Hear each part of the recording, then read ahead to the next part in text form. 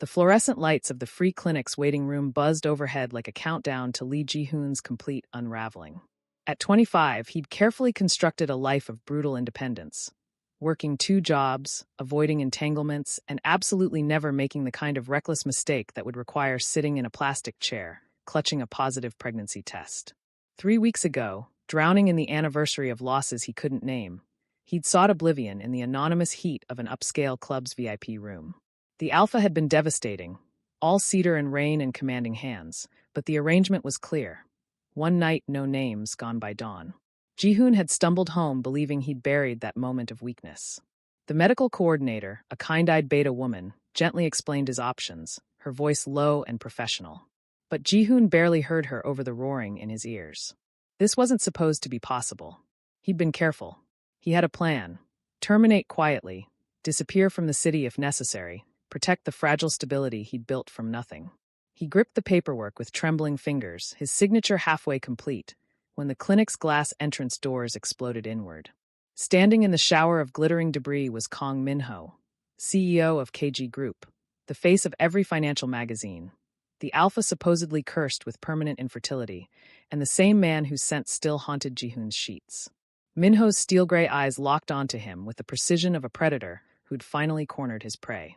"You," the alpha stated, his voice cutting through the chaos with terrifying finality, "are carrying my heir.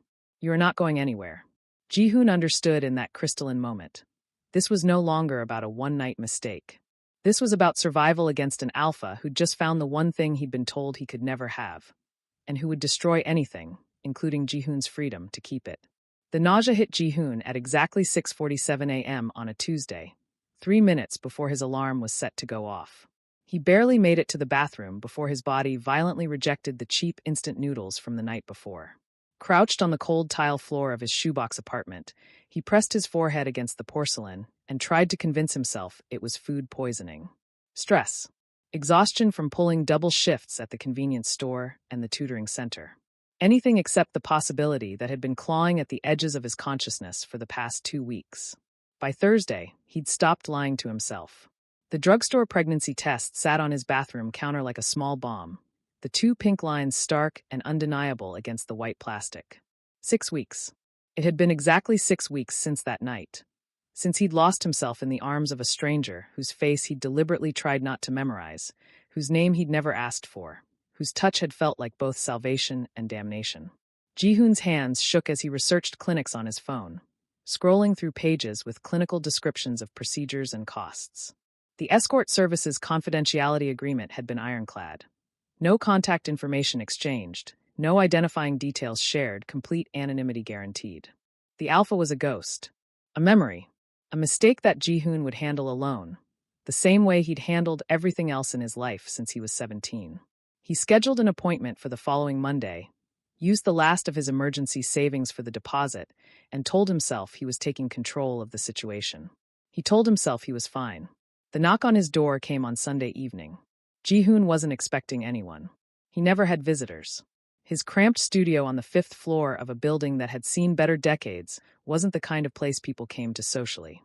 Through the peephole, he saw a man in an expensive suit, too expensive for this neighborhood, holding a tablet and wearing the expression of someone conducting unpleasant business. "Lee Ji-hoon?" The man asked the moment Ji-hoon cracked open the door, chain still attached. Every instinct screamed at him to slam it shut. "Who's asking?" "I represent a client who requires urgent confirmation of a delicate matter." The man's eyes flicked meaningfully to Ji-hoon's midsection. "May I come in?" "No." Ji-hoon's heart hammered against his ribs. "I don't know what you're talking about. You have the wrong person." The night of October 7th. The Opal Room at Club Elysium. VIP section. The man's voice was flat, factual, devastating. "My client has been monitoring certain developments. He knows about your condition. He's on his way here now." The chain felt flimsy as tissue paper. "That's impossible. The service guaranteed. The service guaranteed anonymity from you." The man's smile was thin and professional. "My client paid for significantly more comprehensive terms. I'd suggest you prepare yourself. CEO Kong doesn't appreciate being kept waiting." Ji-hoon's blood turned to ice. Kong. There was only one Kong powerful enough to unravel an elite escort service's confidentiality like it was nothing. Only one CEO whose reach could extend into every corner of the city, who could track down a nobody Omega in a forgotten building. And the elevator dinged. Heavy footsteps echoed down the hallway, measured and inevitable. Ji-hoon watched through the gap in his door as Kong Min-ho materialized from the shadows like a figure from a nightmare. He looked exactly as he had in that club, devastatingly handsome, cold as winter steel, radiating the kind of power that made the cramped hallway feel even smaller. But now, in the harsh fluorescent lighting, Ji-hoon could see the barely controlled fury in those gray eyes. Min-ho stopped 3 feet from the door. "Open it." "I don't. I know you're pregnant." The alpha's voice was quiet, controlled, absolutely merciless. "I know it's mine. And I know that's medically impossible." He stepped closer, and Ji-hoon could smell that scent again. Cedar and rain and something darker underneath. "So you're going to let me inside, and you're going to explain how you're carrying a child I was told I could never have. Or I will remove this door and every obstacle between us. Choose quickly." Ji-hoon's fingers trembled on the chain. He'd thought the biggest mistake was that night 6 weeks ago. He was wrong. The biggest mistake was believing he could ever escape it. The private medical clinic Min-ho had driven them to was nothing like the free health center Ji-hoon had planned to visit. Everything was marble and hushed voices, the kind of place where discretion cost more than Ji-hoon made in 6 months. The doctor, a distinguished older beta woman, had confirmed what they both already knew with the kind of detached professionalism that came from treating the ultra-wealthy. Yes, the Omega was approximately 7 weeks pregnant. Yes, all preliminary indicators suggested a healthy, viable pregnancy. And yes, given the Alpha's medical history, this was statistically extraordinary. Min-ho had said nothing during the examination, standing by the window with his back rigid and his hands clasped behind him like a general surveying a battlefield. But Ji-hoon had watched the Alpha's reflection in the darkened glass, had seen the way his jaw tightened when the doctor said viable, the way his fingers clenched when she mentioned healthy. This wasn't just a pregnancy to him. This was vindication. Proof. A miracle wrapped in flesh and blood that Min-ho would never, ever let slip away. The car ride to Min-ho's office was silent. Ji-hoon sat pressed against the door, his mind racing through scenarios that all ended the same way, trapped. When they arrived at the top floor of the KG Group headquarters, a tower of glass and steel that looked down on the city like a throne, Min-ho finally spoke. "Sit." Ji-hoon sat. The chair was leather, expensive, and felt like a witness stand. Min-ho slid a document across the desk, easily 30 pages thick, bound in black. "This is non-negotiable. Read it, but understand that the outcome is already decided. You can't just—" "I can." Min-ho's voice was flat, factual. "You will move into my penthouse effective immediately. You will receive full medical care, financial support, and anything required for a healthy pregnancy. You will carry this child to term. After the birth, we will discuss custody arrangements." He leaned back, those steel-gray eyes pinning Ji-hoon in place. "In exchange, your debts will be cleared. Your sister's university tuition will be paid in full for all 4 years. You will want for nothing." Ji-hoon's throat closed. "And if I refuse? Then I will ensure every door in this city closes to you. Every job, every opportunity, every escape route." Min-ho said it without heat, without malice, just cold certainty. "I have spent 15 years building an empire while being told I was fundamentally broken. That I would never have an heir, never continue my family line, never be whole. And now you—" His control cracked for just a moment, something raw and desperate flashing across his features. "You are carrying the impossible. My child. The only one I will ever have. So no, Ji-hoon, you cannot refuse. You can sign this contract and accept my protection, or you can fight me and lose everything. But that child stays with me. Choose." The contract felt heavy in Ji-hoon's hands. He scanned the pages: medical care, living arrangements, financial compensation, strict confidentiality clauses. It was phrased in the language of mutual agreement, of generous terms and fair exchange. But buried in the legalese was the truth. He was signing away his freedom for 9 months, maybe longer, to an alpha who saw him as nothing more than a vessel for a miracle he'd been denied. Ji-hoon thought about his sister's tuition bills, his mounting debts, the cramped studio apartment with its broken heating and thin walls. He thought about trying to raise a child alone, about Min-ho's resources hunting him across every corner of the country. He signed. The penthouse was a cage made of floor-to-ceiling windows and designer furniture. 60 floors above the city, it was breathtaking and isolating in equal measure. Min-ho showed him to a bedroom, not the master suite, Ji-hoon noted with bitter relief, that was larger than his entire former apartment. Everything was cold grays and whites, sterile and perfect, like a luxury hotel where no one actually lived. "The staff will bring your belongings tomorrow," Minho said from the doorway. "I've arranged for a private obstetrician to visit twice weekly. You are not to leave without security. You are not to contact anyone without clearance." He paused, and something almost like concern crossed his face. "This is for your protection. And the child's." Then he left, and Ji-hoon stood alone in his beautiful prison, watching the city lights blur through tears he refused to let fall. The first week in the penthouse, Ji-hoon counted the hours. The second week, he stopped counting and started wandering the sterile rooms like a ghost, looking for something. Anything that suggested an actual human being lived here. He found nothing. No photos, no personal items, no clutter or warmth. Just expensive furniture arranged with surgical precision and a kitchen so pristine it looked like it had never been used. Minho was barely present. He left before dawn and returned after midnight, communicating through his assistant about meal schedules and medical appointments. When they did cross paths, the Alpha treated him with the distant courtesy of a hotel manager checking on a long-term guest. Professional, detached, completely impersonal. Ji-hoon told himself he preferred it this way. Told himself the loneliness was better than the suffocating intensity of Minho's attention. He was lying. The morning sickness hit in the third week with a vengeance that left him curled on the marble bathroom floor at 3 a.m., too weak to make it back to bed. He'd been sick before, had managed it quietly in his cramped studio, but here the retching echoed off the expensive tile and made him feel even more pathetic. He pressed his cheek against the cold floor and waited for the nausea to pass, for his body to stop rebelling against the impossible situation he'd trapped it in. He didn't hear the door open. Didn't realize Minho was there until a warm hand pressed against his forehead, testing for fever with the kind of careful precision that made Ji-hoon's breath catch. "How long has this been happening?" Minho's voice was low, stripped of its usual commanding edge. "It's normal," Ji-hoon managed, trying to pull away. "The doctor said." "I know what the doctor said." The Alpha's hands were already moving, one supporting Ji-hoon's shoulder, the other reaching for a towel. "Can you stand?" Ji-hoon wanted to refuse, to maintain some shred of dignity, but another wave of nausea made the decision for him. He let Minho help him up, let the Alpha guide him to the sink with a gentleness that seemed completely at odds with the cold CEO who'd blackmailed him into this gilded cage. Minho handed him water, waited while he rinsed his mouth, then, impossibly, swept him up and carried him back to bed. "I can walk," Ji-hoon protested weakly. "You're shaking." Minho set him down on the mattress with surprising care, adjusting the pillows behind him like he'd done this before. Like he knew how. "The doctor recommended ginger tea for nausea. I'll make some." "You don't have to." But Minho was already gone, and Ji-hoon was too exhausted to process the strangeness of an Alpha worth billions personally making him tea at 3 in the morning. When Minho returned, he sat in the chair beside the bed instead of leaving, watching Ji-hoon sip the tea with an intensity that should have been uncomfortable, but somehow wasn't. The silence stretched between them, different from the cold distance of before. More fragile. More human. "I had a brother," Minho said suddenly, his gaze fixed on the darkened windows. "Younger. He died when I was 16. Rare genetic condition." His fingers tightened on the armrest. "The same condition that left me infertile.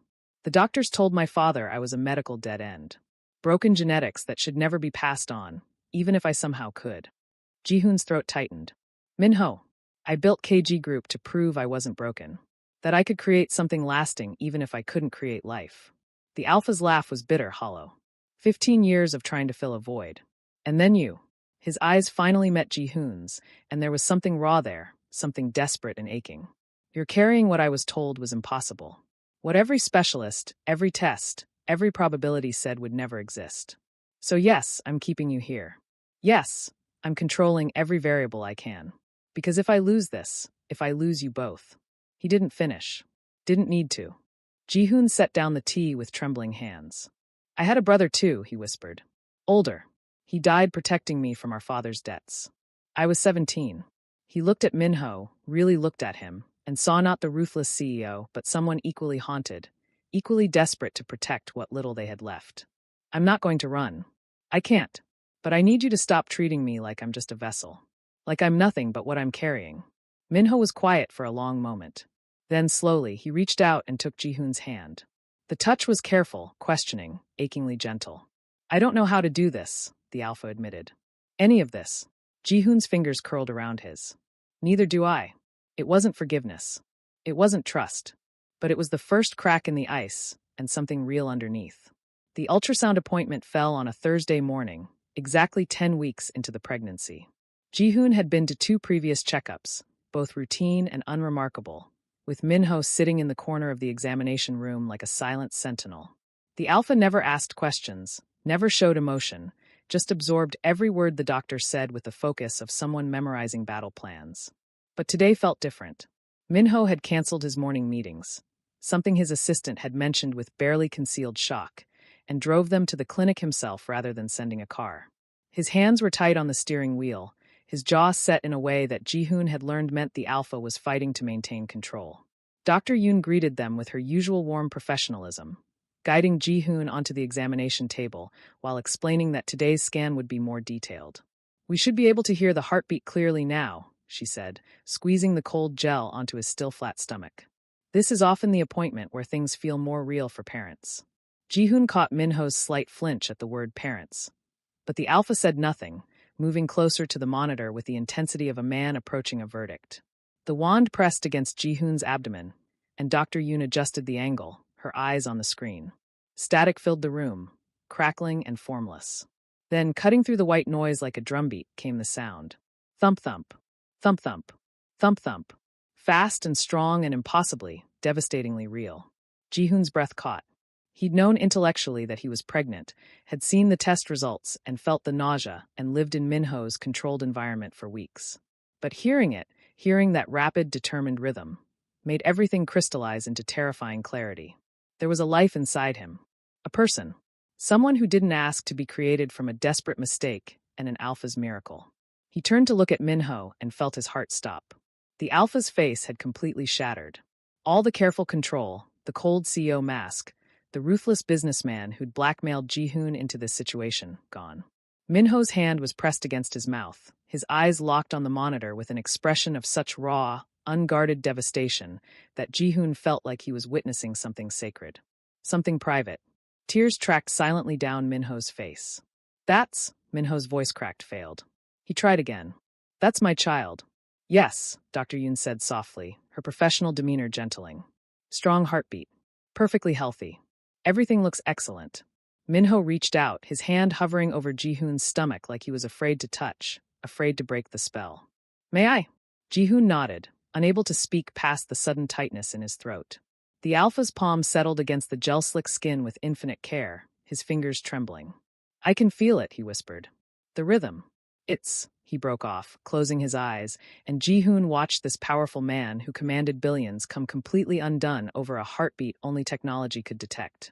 Dr. Yoon excused herself quietly, giving them privacy Ji-hoon hadn't known he needed.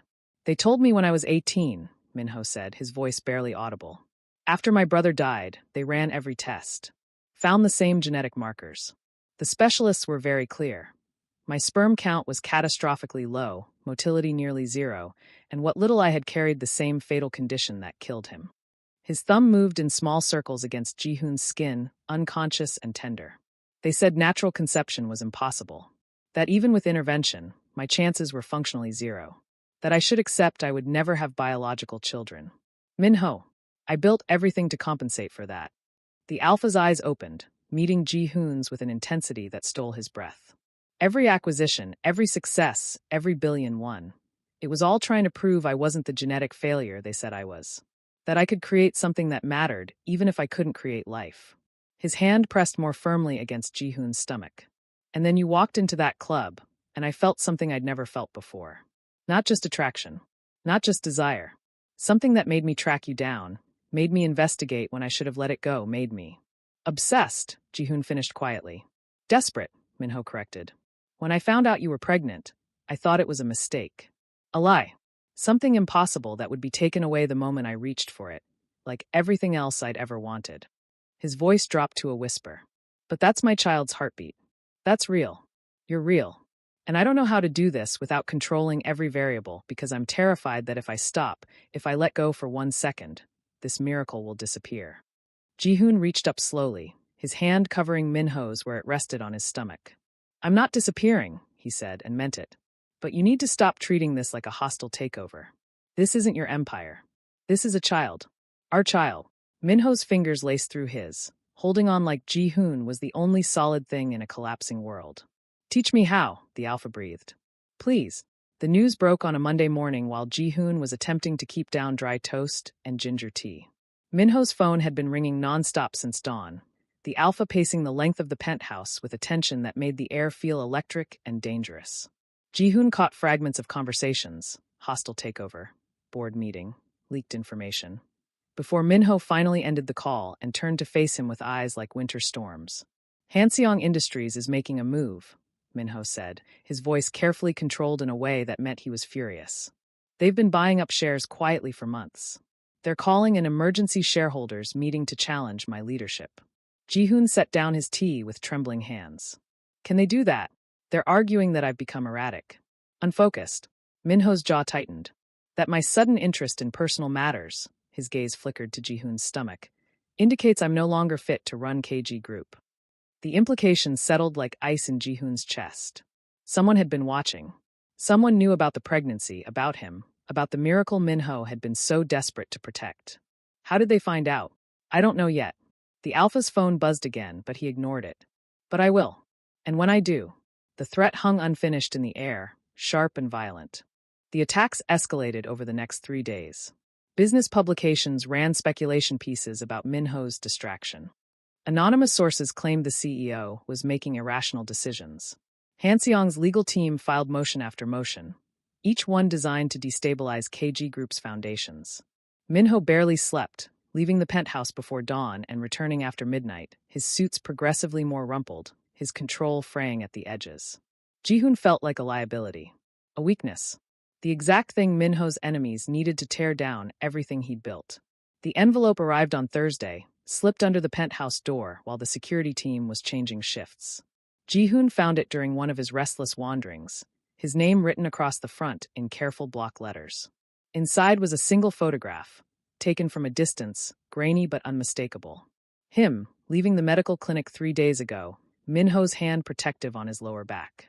The note was brief. Withdraw your support for Kong, or the world learns about his Omega whore and bastard heir. Ji-hoon's hands shook so badly he nearly dropped it. The threat wasn't just about exposing the pregnancy. It was about destroying him, painting him as a gold digger, a manipulator, someone who'd trapped an infertile alpha with an impossible child. The media would eviscerate them both. He heard the penthouse door open, Minho's footsteps in the entryway. Ji-hoon met him in the living room, holding out the envelope with fingers that wouldn't stop trembling. Minho read it once, twice. Then his face went absolutely empty. Pack a bag, the alpha said, his voice terrifyingly calm. We're moving you to a secure location. Now. Minho, I can't just. They threatened you. Minho's control finally cracked, his alpha presence flooding the room with such intensity that Ji-hoon's instincts screamed at him to submit, to duck his head and bare his throat. They threatened our child. That means they've already lost, they just don't know it yet. What happened next, Ji-hoon only learned about later in pieces. Minho's security team tracked the envelope to a Hanseong executive within 2 hours. By midnight, that executive had been arrested for blackmail and corporate espionage, his communications records seized. By dawn, Minho had called in every favor, leveraged every alliance, and systematically dismantled Hanseong's hostile takeover attempt with the precision of a surgeon and the ruthlessness of a warlord. The rival company's stock plummeted. Their board fractured. Their CEO resigned in disgrace. Minho didn't just win. He annihilated them. Ji-hoon watched it unfold from the secure location. A private estate an hour outside the city, surrounded by security that made the penthouse look unguarded. He watched Minho on the news, cold and controlled and absolutely merciless, and felt something twist in his chest. This was the alpha who'd blackmailed him, who'd trapped him in a gilded cage. This was the ruthless CEO who destroyed anyone who threatened what was his. But when Minho finally arrived at the estate 3 days later, exhaustion carved into every line of his face.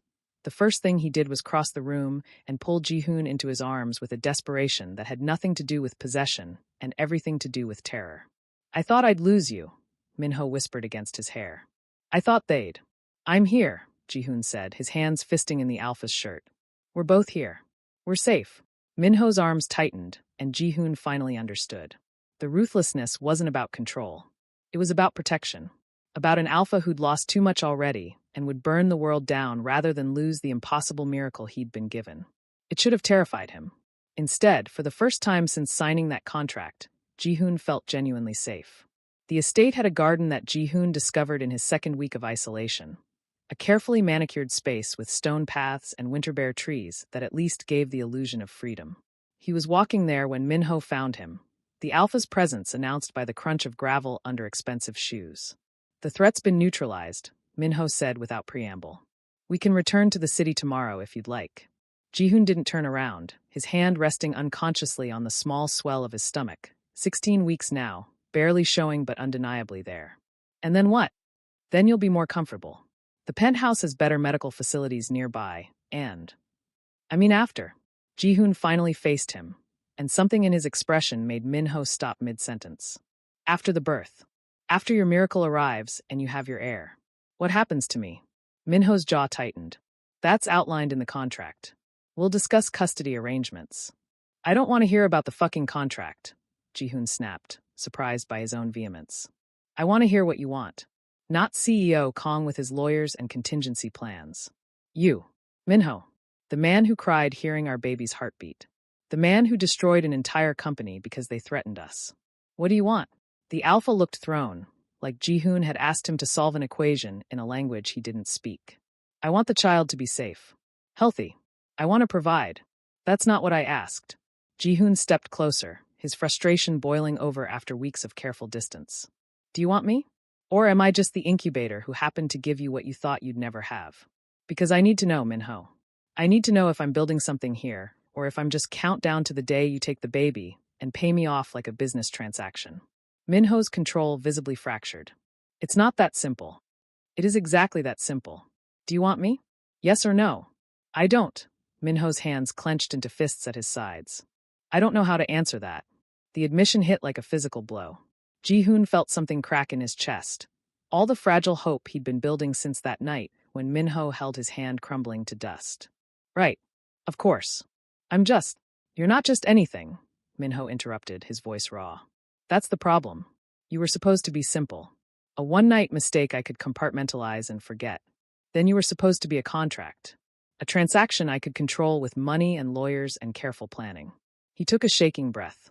"But you keep being more, and I don't know what to do with that because I've spent my entire adult life learning how to want things I can acquire. Companies, properties, success, control. Things I can strategize and take and own." "I'm not a thing to own," Ji-hoon said quietly. "I know." Minho's composure finally shattered completely, his voice breaking.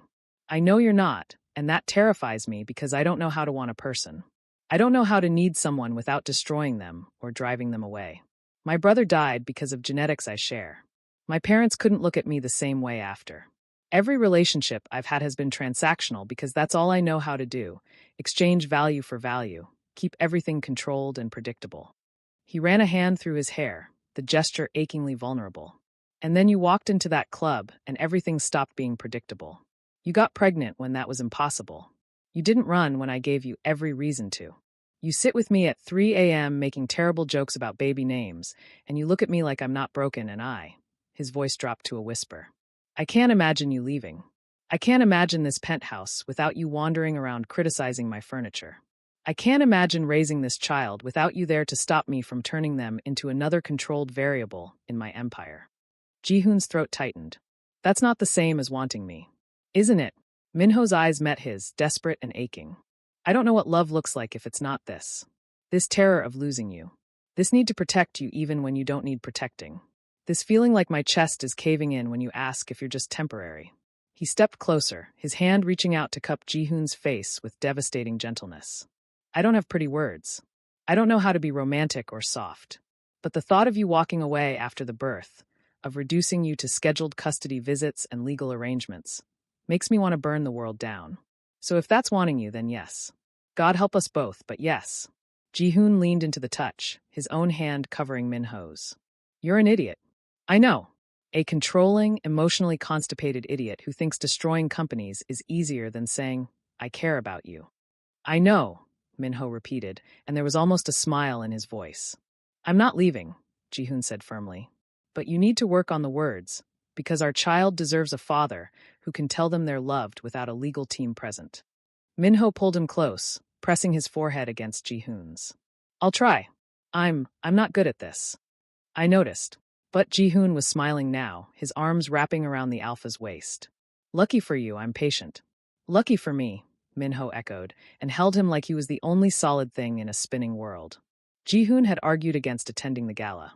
At 7 months pregnant, he felt ungainly and obvious. The formal maternity suit Minho's stylist had procured doing little to disguise the prominent swell of his stomach. But Minho had been insistent, his hand possessive on Ji-hoon's lower back as they'd prepared to leave the penthouse. They need to see you, the alpha had said, adjusting Ji-hoon's collar with surprising tenderness. They need to understand that you're not a secret. Not anymore. Now, standing in the ballroom of Seoul's most prestigious hotel, surrounded by the city's elite and the entire KG Group board of directors, Ji-hoon understood what Minho had really meant. This was a declaration. A line drawn in expensive marble and champagne. Minho had introduced him simply, his voice carrying across the sudden hush. This is Lee Ji-hoon. My partner. The father of my child. No explanations. No justifications. Just fact, delivered with the same authority the alpha used to announce quarterly earnings. The reaction had been immediate, whispers rippling through the crowd like a shockwave. Ji-hoon felt every eye in the room cataloging him, dissecting him, measuring his worth against the CEO standing beside him. He'd kept his spine straight and his expression neutral, the way he'd learned to survive years of his father's creditors showing up at their door. For an hour, it had gone smoothly. Minho had kept Ji-hoon close, one hand always touching, his elbow, his back, his shoulder, a constant reminder that he wasn't alone in this.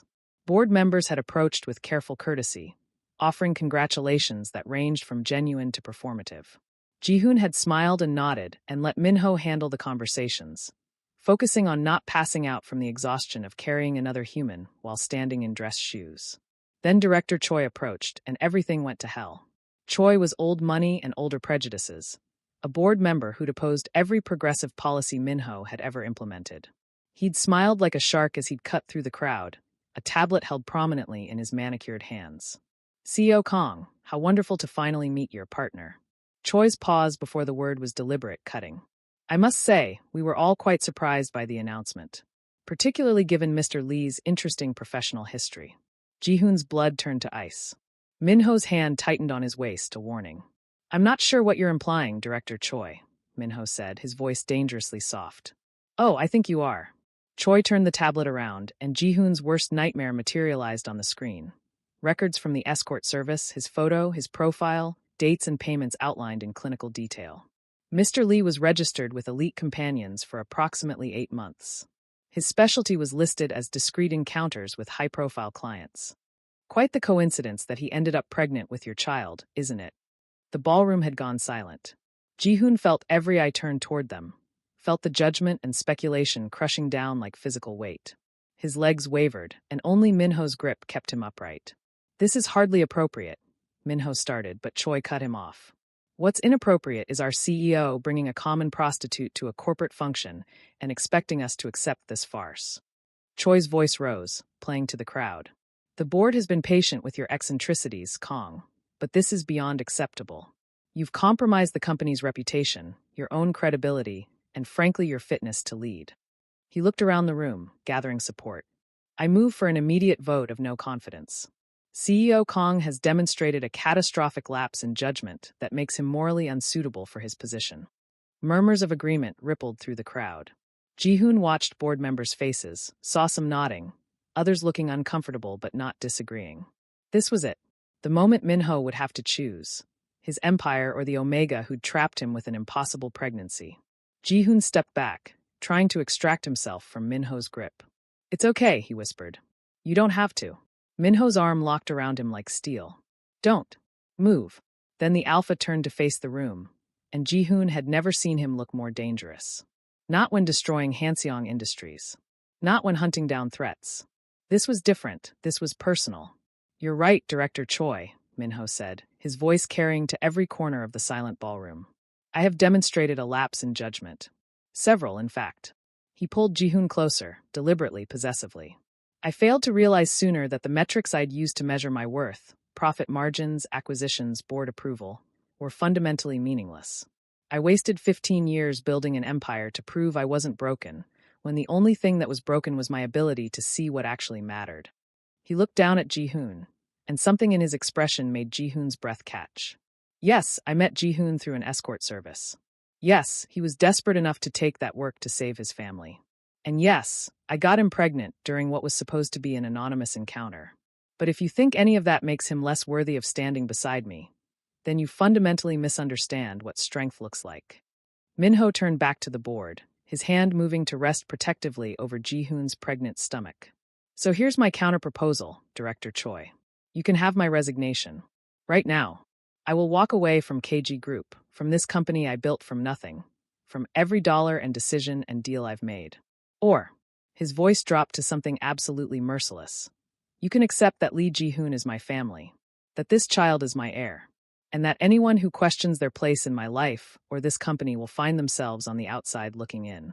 Choose carefully, because I promise you, I will burn down everything I've built before I let you make Ji-hoon feel ashamed for surviving the only way he could. The silence was deafening. Ji-hoon felt tears burning behind his eyes, his hand covering Minho's where it rested on their child. Director Choi's face had gone purple. You would choose a whore over your company? I would choose my family, Minho corrected. Over people who think net worth determines human value. Every single time. The silence following Minho's declaration stretched like a wire pulled too taut.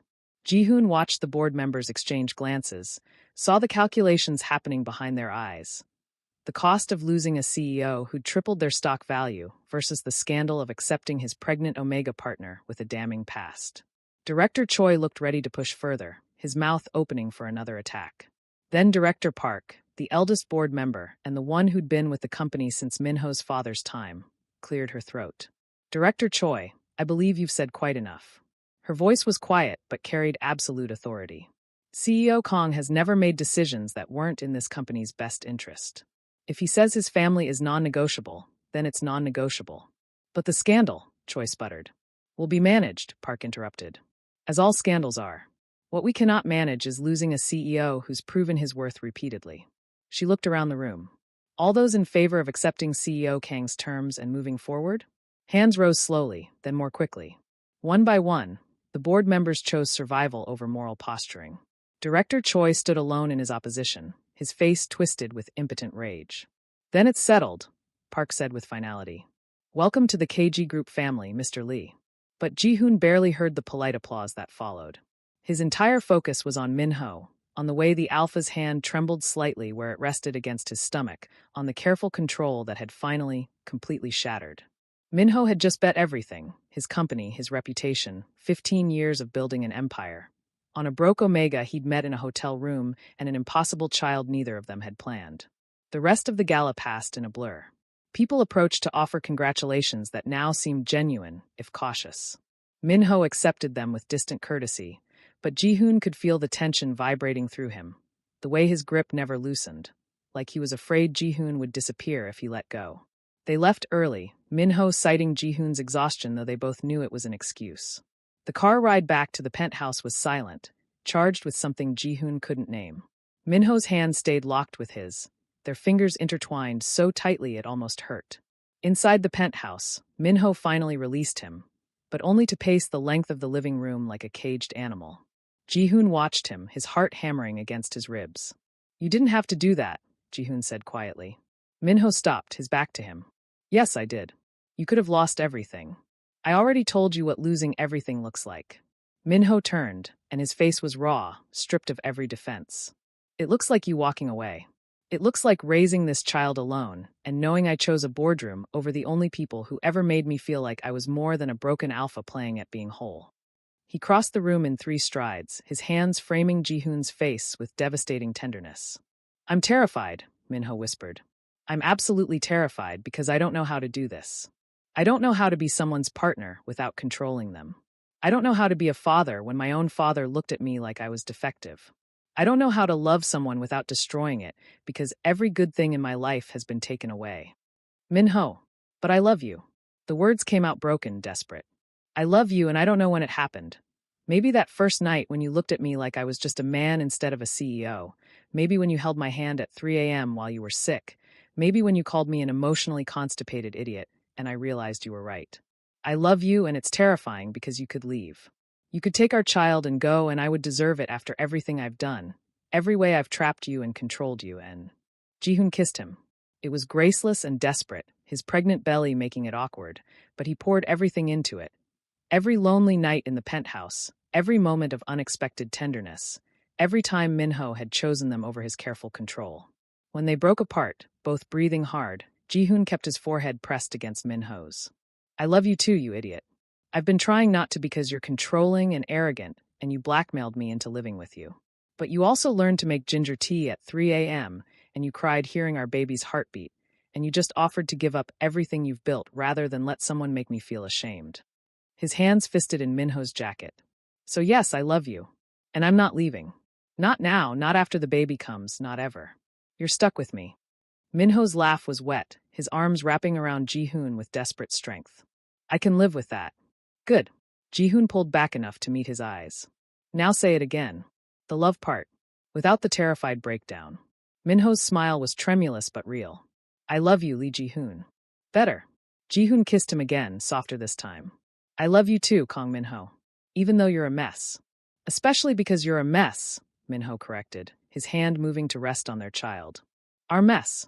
And for the first time since that night in the hotel room, Ji-hoon felt like he'd finally come home. The contractions started at 2 a.m. on a Tuesday, 3 days before Ji-hoon's due date.